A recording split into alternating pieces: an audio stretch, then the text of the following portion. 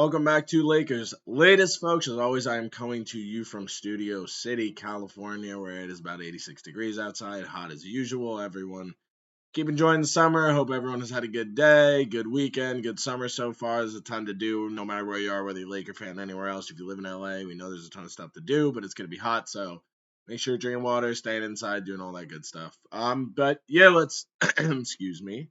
Let's hop right into it. So believe it was yesterday, early yesterday, today came out that the Lakers were hiring, just make sure I pronounce this correctly, Jeremy Holsapple as the new strength and conditioning coach.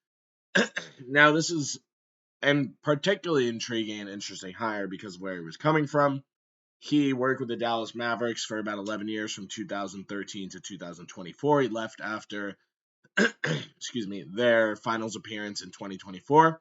He has a very strong reputation around the league before he was their athletic trainer, but also as a strength and conditioning coach. And more importantly, he has a long-standing history of a very strong relationship with Luka Doncic. Now, that's important for a multitude of reasons. Obviously, Luka just signed his extension. He's here. He's not going anywhere anytime soon, but at the same time, you want to do things that are going to continue to make him happy. You want Luka to be happy.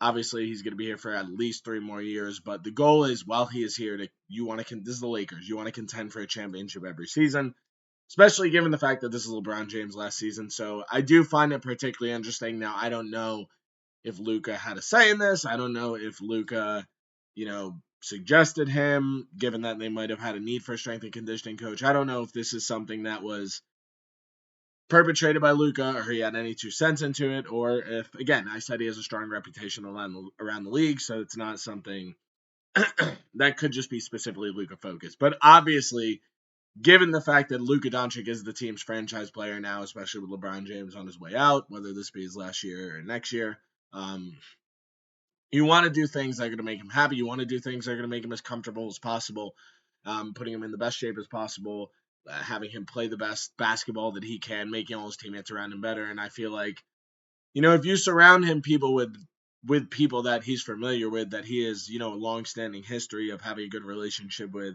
and someone who really knows the ins and outs of his basketball style and also his body, what affects him, where he can be the strongest, what he can be the best at. Yeah, no, I don't think it's ever a bad thing to look into. So obviously they needed a strength and conditioning coach. Again, he has a strong reputation around the league, so it's not surprising they went after him. But it's just intriguing to see that it was specifically someone who obviously has that previous relationship with Luka Doncic. So just another guy, another way to make him feel even more comfortable as he obviously transitioned full time into his first full season with the Lakers, not being thrown into the fire. And what was probably the craziest trade, at least in I can remember in NBA history. Definitely the biggest shams bomb, or nice watch bomb, but obviously it's something that I think is good.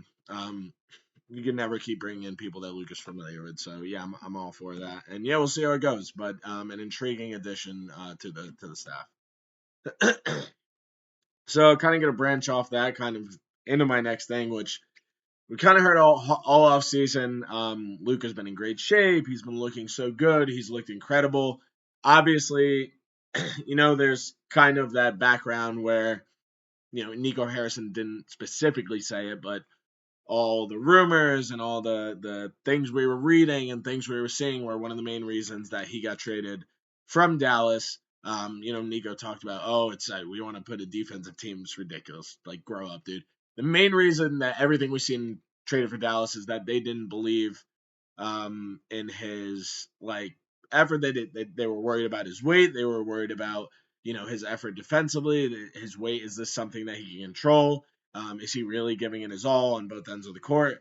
A bunch of stuff like that. But his weight, which is ridiculous in hindsight, was something that was specifically consistently mentioned for a reason why, Nico Harrison wanted to get rid of him. They didn't know if he was fully into it, which is ridiculous again. But yeah, it's great to see kind of all these reports of, he's in his best shape ever. He's ready to go.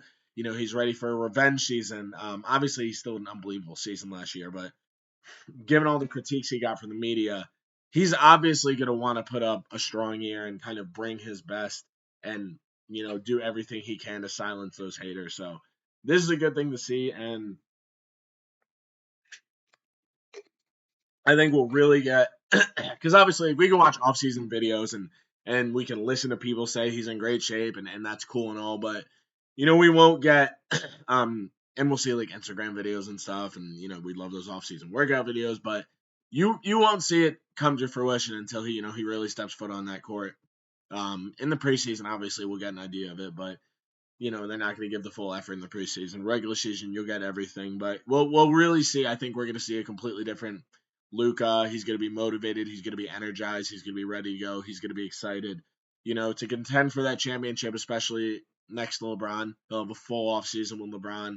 LeBron's always ready to go, so he's going to come in the best shape of his career, I'm assuming, or as the best shape anyone at the age of 40 or 41 can be. I'm certain there's not a better 40 or 41-year-old in the world who's in better shape than LeBron. So great to see Luka in good shape too, and I know obviously they're going to be excited. We're all excited to see them, a full season of them together. Everyone else adjusts to them, so it's just great to see all the reports of Luka being in amazing shape, and I think it's all you could ask for, especially after the way he left Dallas. So that's great news, and we'll keep an eye on that. Going into the preseason. All right, we're gonna transition to some trade rumors. So this, it's not necessarily a trade rumor, but it's a very intriguing deal. I would say it's probably the most intriguing deal I've seen regarding Dalton Knecht. Now, obviously, Knecht is someone who had a very up and down rookie year. He was really good early on, especially in December. When Reeves and a couple other guys went down for a bit. He had that huge 37-point game against the Jazz where I believe he had 8 or 9 threes. And he showed, like, this guy's a gunner. Like, he's a really good scorer. And then, obviously, the whole Mark Williams non-trade happened. And then, he thinks he's getting traded to Charlotte. And then all of a sudden that gets canceled and he's coming back. And then, really, ever since he got back, the whole rest of the season was just weird. Like, you could tell, like, he wasn't in the head frame or in the mindset to really play his best basketball or contribute to the best of his ability. And I mean, I can't necessarily say I blame him. That's, one of the weirdest and most unique instances you're ever going to see from a player. I don't think anyone gets traded and is like, oh yeah, there's, a possibility this is going to get denied or vetoed. So I'm not going to like fully hold it against him that he didn't play his best basketball down the stretch or even in the second half of the season because, no one's prepared for a situation like that. I don't think any of us could fully understand that aggression unless we were in it. So I'm not going to hold it against him. But both had pretty strong rookie years. Obviously, we saw Knecht do that.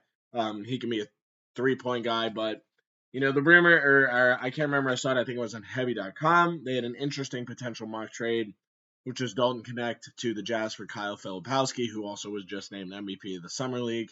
So obviously there's a lot of steam coming towards him, especially in addition.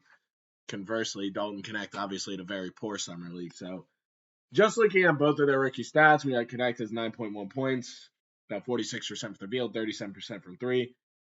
Filipowski, 9.6 points, 6.1 rebounds, about 1.5 offensive rebounds, 2 assists, 50% from the field, 35% from three. Now, a guy like Filipowski is a very valuable player, especially in this day and age. Stretch 5 is something that every team's looking for. I think he could be someone that would be very valuable to the Lakers and who could potentially, off the bench, complement Ayton rather well.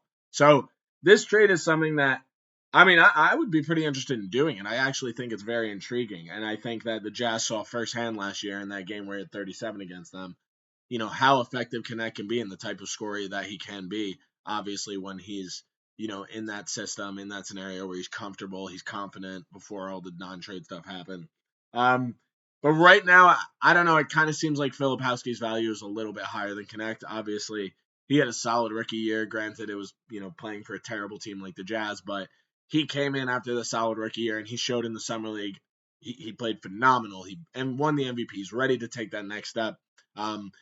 Which is kind of what you wanted to see from Knecht, but obviously just he wasn't very good in the Summer League. Again, I don't know if he's still in his head from the non-trade, but it's an interesting thing, an interesting one to see. I think the Lakers might have to throw in a couple second-round picks to make that happen, maybe one second-round pick. But it's something I would consider if they ever, were able to convince Danny Ainge to actually trade him for a reasonable price. He'd probably want like Knecht and 2 first. But yeah, again, not saying that's going to happen, but that is one that definitely piqued my interest. And we'll keep an eye on if anything actually starts to materialize.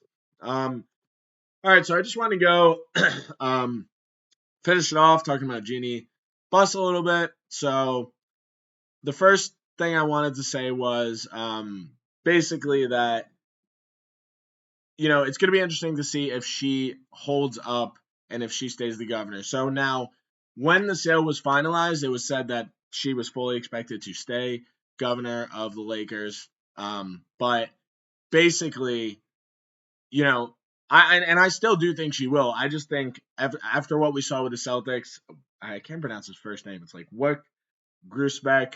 I don't know how to pronounce his first name, but he is going to be out as governor after the Celtics sale, which is not what was initially reported. It was initially reported he was going to stay.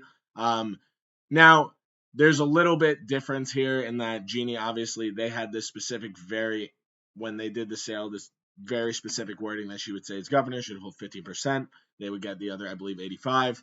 But I just found it interesting that he, was ended up going out, and I think that it's going to be difficult to push Jeanie out. I don't think she's going to go anywhere, but I think now, especially after this, and especially after what happened to Mark Cuban, it's definitely something we're going to keep an eye on moving forward. And I think that, obviously the Buss family is legendary in the Lakers, but we'll see what happens. But yeah, that's it for me today, guys. And yeah, I'll catch you later. Have a good one.